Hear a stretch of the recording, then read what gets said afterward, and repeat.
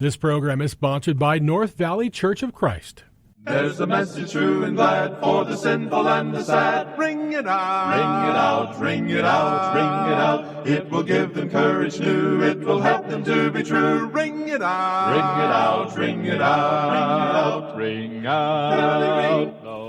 Good afternoon, folks, and welcome back to another episode of Redeeming the Time. I'm your host, Chris Macy, and I am the minister here with the North Valley Church of Christ. Okay, man. Well, what a week it has been, hasn't it? It is amazing.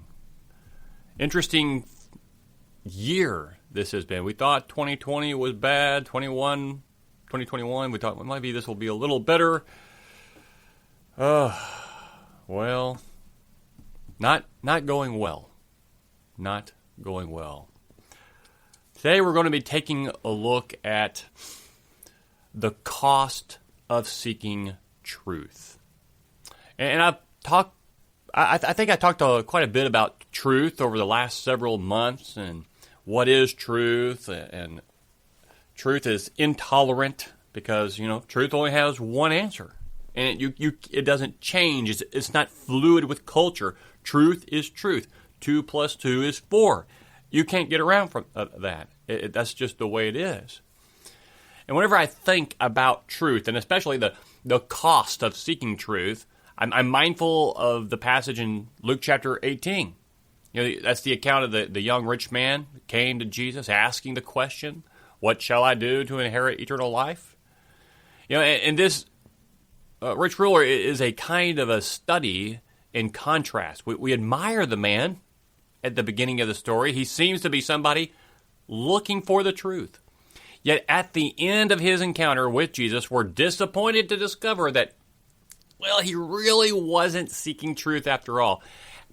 He actually refuses the opportunity for eternal life, the one thing he was looking for, because he didn't want to accept the truth. The truth. A lot has happened last 7 days since the last time we had this program. The situation in Afghanistan, what a disaster. I have been waking up the last several nights just from the stress of thinking about it, which surprised me. I didn't think it affected me that much, but it did. I was over there in Afghanistan. I was only over there for about 4 months. But prior to that, when I was still in the Army, I never was stationed in Afghanistan, but I helped with the war effort in the beginning. From 2001 forward, I was in the Army. And I have friends over there who were hurt. I have friends over there who died. And watching the videos of those people desperately trying to get out of that country, and all these American personnel who are still there. We've already moved out most of our troops. And so I got all these questions in my mind. Why? Why did this happen? How did this happen? What a debacle. What a disaster. Who's to blame, right? Some point their fingers at the Afghani for not standing up and fighting. Some point their fingers at Donald Trump. Some point their fingers at Joe Biden. Some point their fingers at the Pentagon.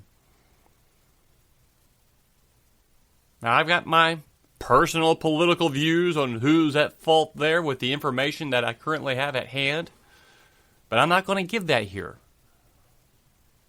Because ultimately, no matter who you blame, ultimately, the people at fault here are Americans. You and me. We voted for this, didn't we? Now there's that question. Well, no, we didn't. That was a stolen election. Well, we're not getting into that here. We all should admit the direction this country is moving in. I was just watching, right before I started this program, I was watching Bill O'Reilly. I like to go to him for news because I feel like it's hard to find news that I think is being honest with me and giving me facts. There are times where I don't like the things O'Reilly says, but that's just because I disagree politically. I think he's honest. And at the end of his segment, he had something that he wanted to say about the Bible, and it was from a friend of his at the Oxford, somewhere in Oxford. And they did a poll asking questions of Americans to find out how much they knew about the Bible, right? The Bible. This was a religious country founded on Christian principles.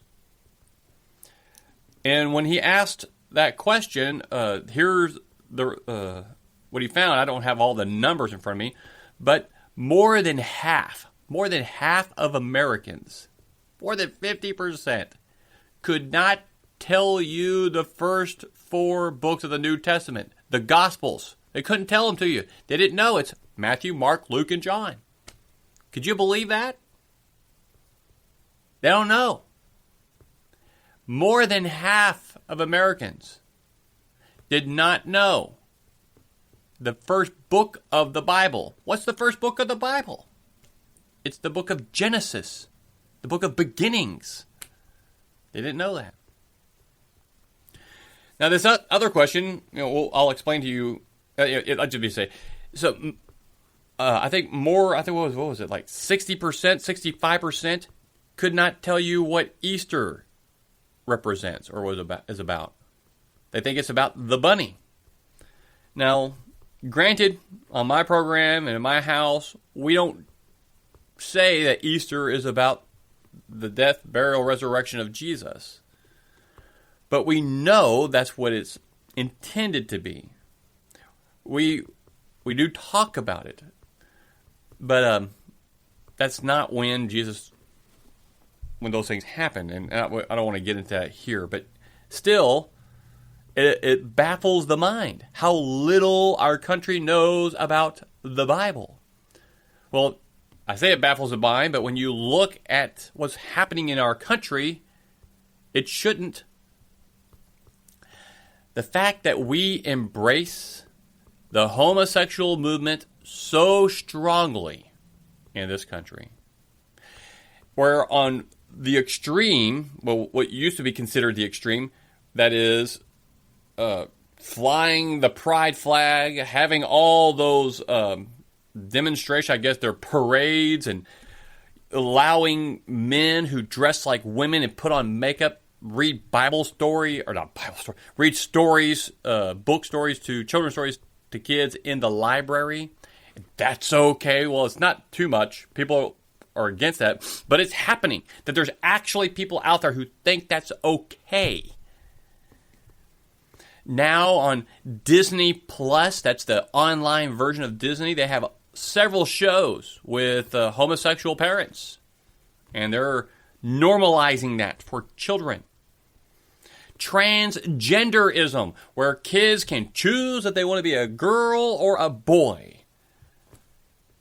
And that's a big thing now. It's okay. And then even within normal conservative circles where people just kind of think normally, they're like, well, people want to live that way, that's okay. It's a very libertarian mindset where, well, I'm not going to make them, I'm not going to force them. And that's true. You can't force, you can't make people do right. But our country has to be based on good morals if it wants to stand. It is not. It does not. We know if people think through things, you know the truth. Homosexuality is a bad thing for humanity. Even if you take the religious aspects out of it, it's not a good thing for humanity. It's not natural. It's not normal. For a man to dress like a woman, take estrogen so that he grows breasts, is not normal. Not normal. And people for some reason, don't want to accept this truth. And it's because of that, now we have these people in the military like Miley, the guy I think he's the head of the chief of staff, who is giving advice to President Biden, who is more concerned about teaching critical race theory to people in the military than he is about protecting America and doing the right thing. He's more worried about his whiteness than a strong military. The man's pathetic. When I heard him say that, I thought, are you thinking? Where are we going? You know, I read through the Bible, and it's all about finding the truth. We've been studying through the book of Galatians on Sunday night. And one of the things that Paul does, he really ramps it up pretty strong in the first 2 chapters, but he continues this line of thinking throughout the practical side of it in chapters 3, 4, 5, where he's trying to get the Galatians to reason properly. If they just consider the facts and think things through, to use their brain, they would know that Paul is an apostle. He did give them truth, and that they already have Christ. They don't need to be following a list of do's and don'ts and laws to be right before the eyes of God. Christ does that for them. And they so quickly moved away from the truth. Why? It's amazing. And we're doing the same thing in this country. I just want people to think. Does this really make sense, what you're doing? Is it working out? Is it working out to this, what they call social justice warriors? Is this working out? Look at the country.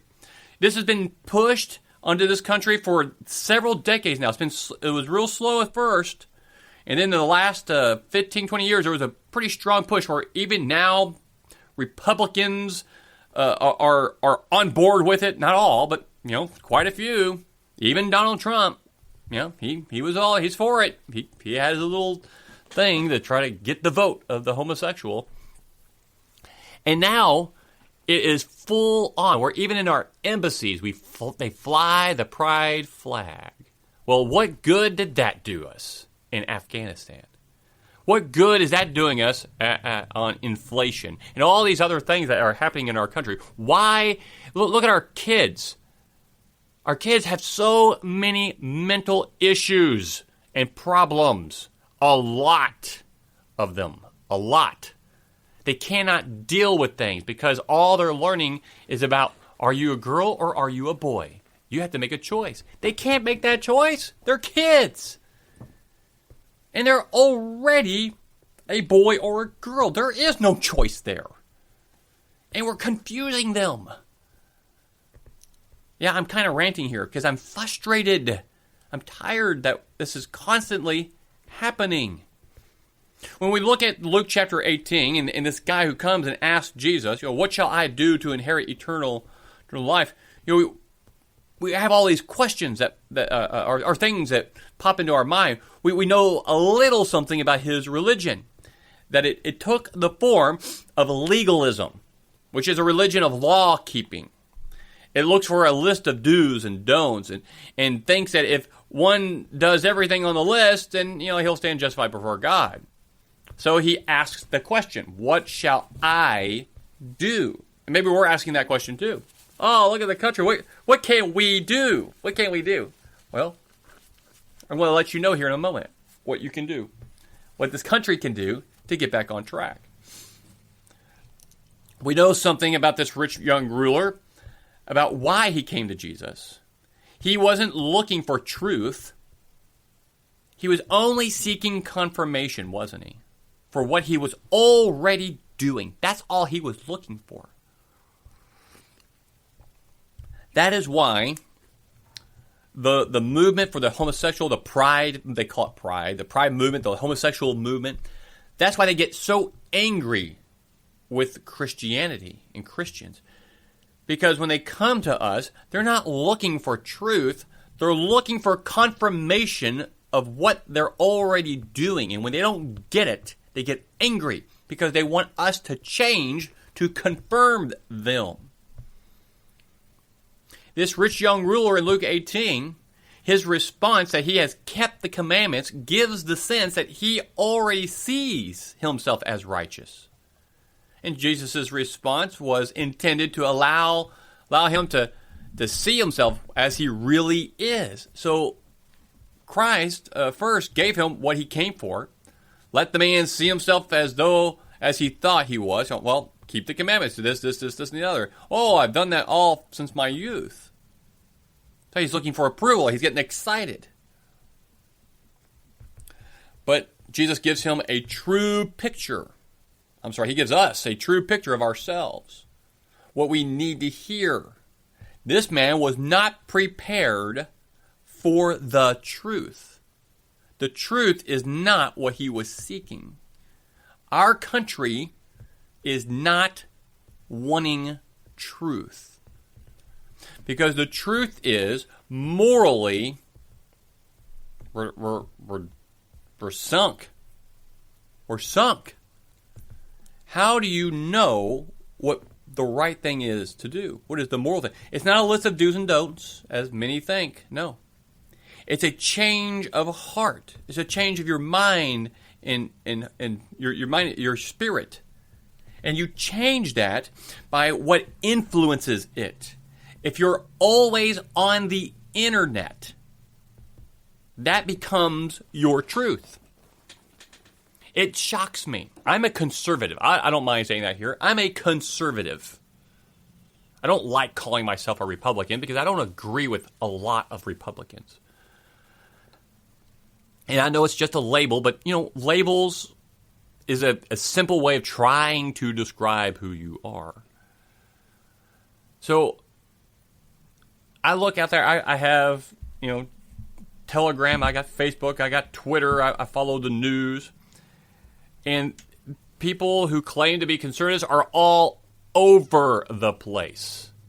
They spout things that are not true. Not true if they would just think it through. And it upsets me. I'm sorry. Trump is not going to be reinstated as the president in the next few months or even next year. It's not going to happen. It's not going to happen. I mean, I guess I can't say that emphatically. You never know. But not the way you think it's going to happen. It's not. Okay? Stop. Deal with what you have at hand. The truth. This is the way it is. Okay? It is. It is. And you got to fight the battles you can fight. And so I bring that up because on both sides, whether it's on the left or on the right, liberal, conservative, both sides are not providing you with all the truth. They're only providing you with agendas. Even in the news media, it's all agenda-driven. Even online, what's real? What's not? How do you know?